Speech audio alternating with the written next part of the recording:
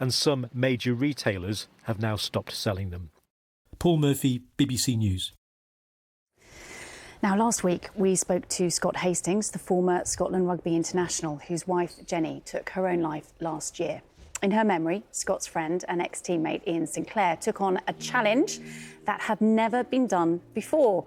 Over the course of 8 days, Iain became the first person ever to swim the full length of the Caledonian Canal, racking up 60 miles as he started in Fort William before heading northeast to Inverness.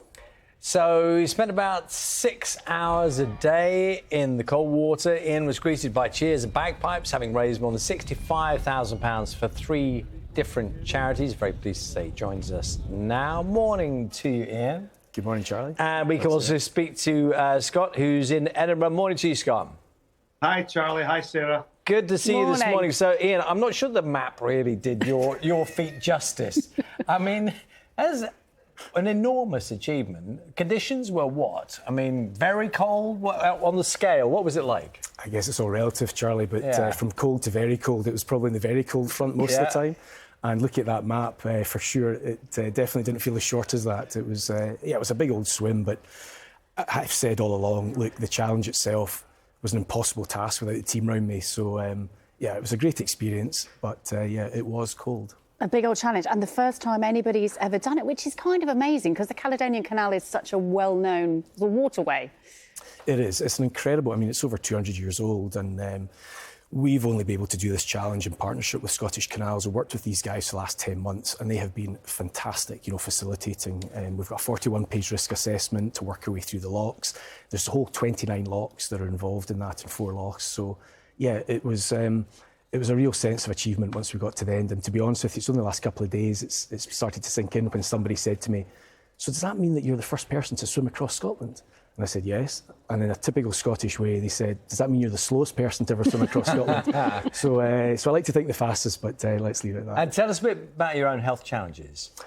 Yeah, so back in 2010, I was diagnosed with indeterminate colitis. So that's between Crohn's and ulcerative colitis. And I had major surgery in 2013 to remove my large intestine. I had a ileostomy for a while, a stoma, and then had a further procedure to take that back inside. So I asked afterwards what I wasn't able to do because I was pretty active and enjoyed my sport. And we said, well, unless I'm an endurance athlete, then I could lead a normal life. I said, what do you mean unless you're an endurance athlete? I said, well, unless you're going to be running marathons, it's not to be recommended. So I went to do an Ironman to prove a point back in 2015 with a very good friend of mine, Colin Maguire, who very sadly passed away last year of a massive heart attack. And the whole challenge that we're talking about here is to raise the profile for 3 charities. The first one was Crohn's and Colitis UK, which I was highly motivated to work towards. Then in Colin Maguire's memory, British Heart Foundation, and we'll be able to talk a bit more about Mikey's Line, which is a grassroots mental health charity. So yeah, lots of reasons to be doing this swim. So my cold, Charlie, was only temporary. Scott, pick up the tail for us. Now, I'm not sure if you did or did not. There was a rumour that you were going to do a bit of swimming too. Did that happen? No chance. No. It was so cold up there. It was ridiculous. But I think I must say I was in awe of Iain.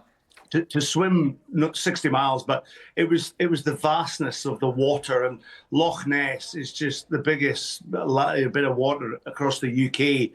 It took 3 days to swim. It was incredible to watch, and I'm in awe of him. He just kept on putting his head down 6 hours, 7 hours a day, and just did it. It was incredible, and there was a great team effort. We had a safety boat, a kayak. We had also a cruiser alongside, and also on land.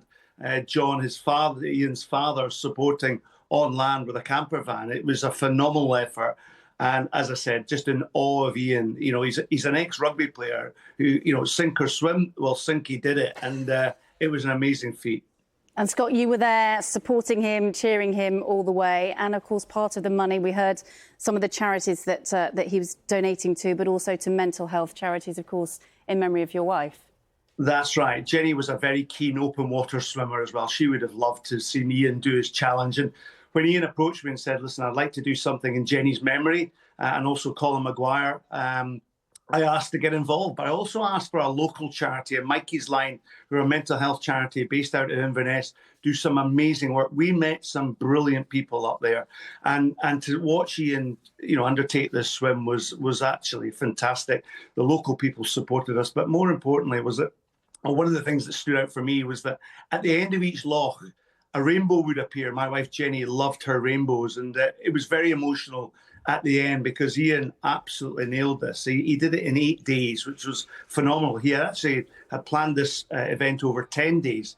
But to do that, I broke down. I was in awe, but it allowed a legacy to move forward in our journey, because overarching all of this is people's mental health. I didn't realise what journey Iain had been on, but lots of people need support, and Iain has provided an inspiration to a lot of people.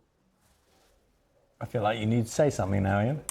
Do you know, I keep going back to the fact is, I was there, but you heard Scott talk about support boats. We had sponsors, and there was 3 values, I guess, that sat across our whole project. The first one was hope, that Scott talked about, and Jenny personified that with our rainbows, and kindness was pretty much both Colin, Jenny, but the whole of the team as well. And we talked about resilience as well, because everybody who's facing, health challenges of whatever shape or form require resilience of some sort. So I think it was highlight for me, Scott touched on a couple of his highlights. For me, I was almost a spectator in my own event at one point. I was sitting in one of the locks on Neptune's staircase, which was quite incredible. It climbs 20 metres up the canal. And I was sitting in the boat myself, and I was watching the team all interacting. And some of the guys had just come together for the first time, but actually seeing all the kindness from the spectators on the sideline as well. It was just an amazing experience. And yeah, it was. Well, congratulations. Thank you. Iain. Thank you for coming in for us this morning. Scott, good to see you this morning. Thank you very much as well. Thank you for having us. Thank you. That is all from us for this morning. Breakfast will be